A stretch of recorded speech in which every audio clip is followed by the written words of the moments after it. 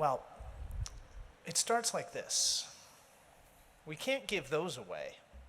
You have to take them back. It was late 2007 in the village of Wanat, Afghanistan.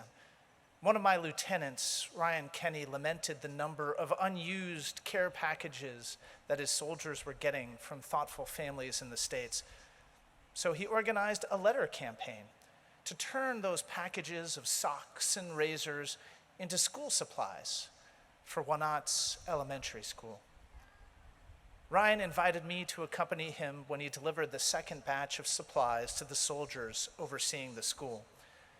They quickly separated the packages by items: pencils, highlighters, markers, crayons, and more, counting each item individually and making two piles, one roughly half the size of the other.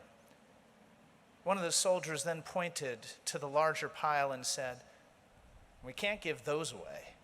You'll have to take them back." "Why not?" I asked. "There aren't enough. We need one of each item for each student." Stunned, I looked at the piles. Each pile contained markers. Each pile contained highlighters. Each pile contained pens and pencils. Just give me 1 second, because I actually want that.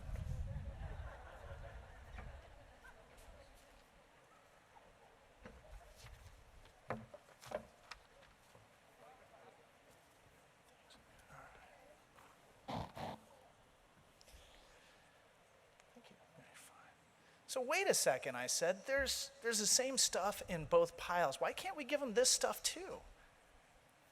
"Oh, they must not have told you," he said, "but we really do need one of each exact item for each student. You see, the first time we distributed the supplies, we just gave everything away. And you'll never believe this, but a bunch of children got beat up by their dads for bringing home inferior school supplies. And if that wasn't bad enough, the next day, the older boys waited after class so they could beat up the younger boys and the girls so that they could take their stuff so they wouldn't get beaten by their dads a second time. So from now on, it's one of exactly each item for each student." As you might imagine, we dutifully packed up the supplies and brought them back to base. When Ryan first came to me and asked what I thought about writing families sending us care packages and asking them to send school supplies instead, I thought, how clever. Taking the generous spirit of our American families and turning it into a tool to build trust with the families of Wanat and help those who are truly in need. I was so proud of the idea, I listed it in one of our mission reports. So how did it all go so very horribly wrong? When I think back to the school children of Wanat, I recall the advice given by General Stanley McChrystal, commander of coalition forces in Afghanistan from 2009 to 2010. He warned his junior officers to listen, learn, and only then to lead. Though chosen for a military audience, this brief axiom seems just as applicable to everyday life. After all, with each choice we make, with each choice we don't make, we shape our families, our communities, our workplaces, our cities, even our country. McChrystal's advice can make us better officers, yes, but it could also make us better parents, better colleagues, better Americans, even better Jews. Think about it. What's the one prayer almost everyone here knows off the top of their head? I heard it. It's a short line of Torah that ultimately became the mantra of Judaism, a prayer recited twice daily in our services, a tradition shared between parents and children before bedtime, an affirmation of faith uttered before our death. Shema Yisrael, listen, Israel. Listening, not believing, represents the beginning of our faith because it acknowledges just how little we really know. To experience the immanence and the oneness of the divine, to fulfill our very role as Jews, we must open our hearts and our minds to possibilities outside our own limited knowledge and experience. Listen, learn, and only then lead. Unfortunately, two principles we often associate with very successful leadership, confidence and conviction, can easily get in the way of those critical first two steps. Let's start with confidence. As psychologists David Dunning and Justin Kruger revealed in a series of studies they published between 1999 and 2006, once we humans obtain even a semblance of familiarity with a topic, we routinely overestimate our knowledge, skills, and abilities in that very topic. Our confidence quickly outpaces our competence, often inspiring us to act without taking the time to listen and learn. It was exactly this type of overconfidence in our abilities that led to embarrassment for the high priest Eli in this morning's Haftarah. When Eli finds Hannah praying silently for a child, he assumes she must be drunk, and he berates her for making a spectacle of herself. As an expert in prayer, Eli wholeheartedly believes that there's only one way to pray, and that's publicly. It never even occurs to him that someone might offer a prayer in silence. And so instead of listening, instead of learning, the high priest openly accuses a member of his own community of public drunkenness. At a moment when Hannah desperately needs compassion and understanding, she instead receives judgment and blame. But this penchant for overconfidence is not just historical. It also may be one of the culprits behind an observed spike in mortality rates in teaching hospitals in July, when new residents begin. It's not the ignorance of new residents that proves hazardous to patients. After all, a resident could always call an attending physician. What's dangerous is when residents don't know what they don't know, which keeps them from making that needed call. And if we're really being honest with ourselves, are we that different? How often do we feel we know in our hearts what's best for our children, which we often do, when what our children really need from us is to simply listen to what they're feeling and experiencing? How often do we rely on our own experiences and standards in our workplaces, which has served us well in the past, when new challenges demand that we seek new information from new sources? How often do our good intentions cause harm because we spent too much time assuming we know the answer, when really we need to be spending more time asking questions? And if that weren't enough, we live in a culture that often prizes conviction over curiosity. We have entire industries in television, in print, in social media based upon nothing more than providing for the exchange of entrenched, deeply held viewpoints, no matter how poorly reasoned they may be. We teach our children to fight passionately for their beliefs, an important lesson that all of us must learn, and one our nation continually drives home with debate tournaments, persuasive essays, advocacy training, and more. But we need to remember that at the end of the day, beliefs are just opinions. And how often do we teach our children, or ourselves for that matter, that it's just as essential to question our beliefs as it is to fight for them? While arguing with his fellow rabbis over whether or not a certain oven could be koshered, the great 2nd century sage Eliezer ben Hyrcanus says, "If the law agrees with me, Let this tree prove it. Sure enough, the tree uproots itself, walks 100 yards away, and replants its roots. But his colleagues continue to argue with him. Eliezer then says, if the law agrees with me, let the river prove it. And sure enough, the river starts to flow upstream.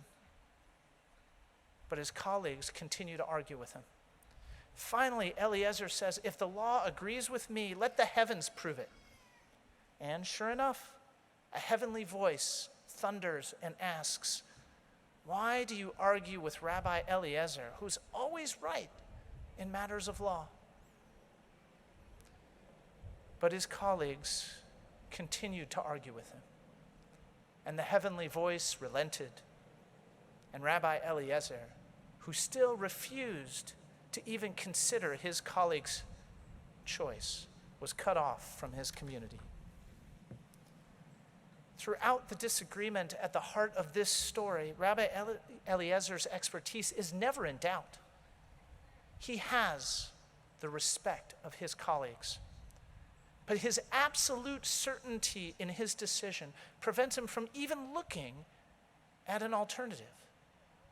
His conviction closed his mind to any possibilities except his understanding of Jewish values.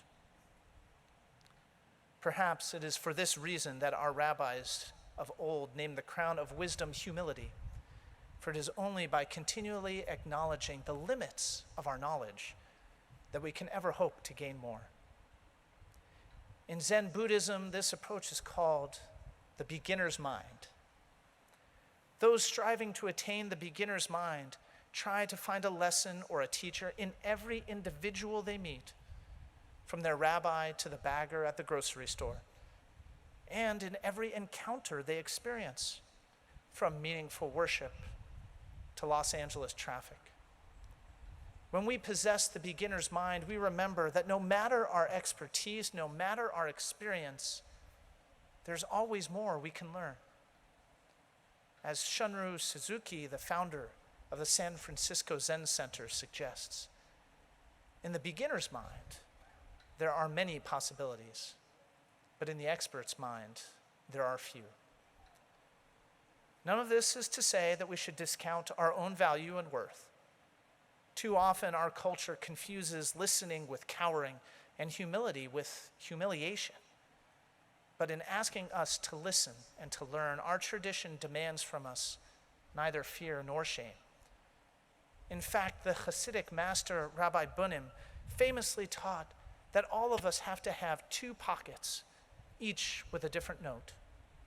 The first note should read, Bishvili nivra ha'olam, the world was created for my sake. While the second should read, Anochi afar va'efer, I am but dust and ashes. Taken together, these two adages remind us that humility and confidence aren't mutually exclusive. There's a huge difference between questioning what we know or what we believe and questioning ourselves or our own self-worth. To make a lasting impact among our families and our communities, we need to learn to embrace doubt of our knowledge, even of our most deeply held beliefs. But we must never overlook our immeasurable value. Each of us has knowledge, skills, and abilities that our world needs. Each of us has gifts to contribute. Each of us matters. But by questioning our current understanding, we become curious about what information we might be missing. And this search, in turn, leads us to discovery. As author Adam Grant explains in his fantastic book, Think Again, if knowledge is power, then knowing what we don't know is wisdom. Grant encourages us all to favor humility over pride, doubt over certainty, curiosity over closure. Because if we think we've already found the truth, we'll never be able to see the gaps in our knowledge.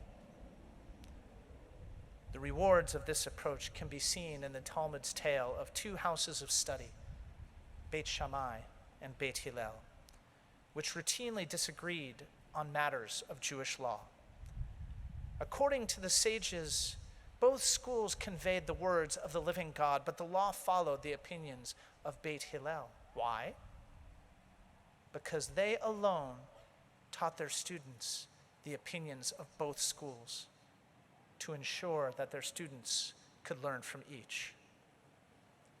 Listen, learn, and only then lead.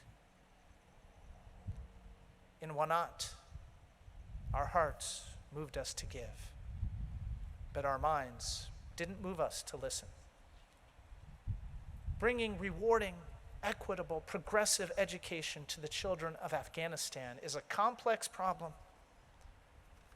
and complex problems rarely have simple solutions. Applying our values to the world, values like freedom, honesty, even generosity, using only our own worldview as a lens, was destined to fail because we were in a whole other world, one very different from our own. We needed to listen first, to learn more about the circumstances and the worldview of the very people we were trying to help, about how to apply our generous spirit to their context, and only then to lead. But we didn't. An entire village full of children suffered for it. But we don't have to suffer the same fate. If we can listen and learn, if we can acknowledge what we don't know, instead of working so hard to prove what we think we do know, if we can rigorously question our knowledge and our beliefs, then we can all lead with confidence and conviction, at least till we learn a better way. Shana Tova.